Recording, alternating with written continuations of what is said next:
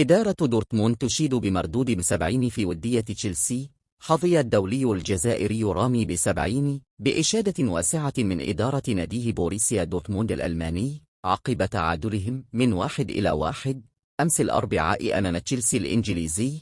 وشارك رامي ب70 أساسيا ضمن تشكيل ناديها بورة مواند في المباراة الودية التحضيرية التي جمعتهم بنادي تشيلسي. كما تألق الدولي الجزائري في هذا اللقاء من خلال تقديم أداء دفاعي كبير بإنقاذ فريقه من هدف محقق ومساهمته في دعم هجوم فريقه.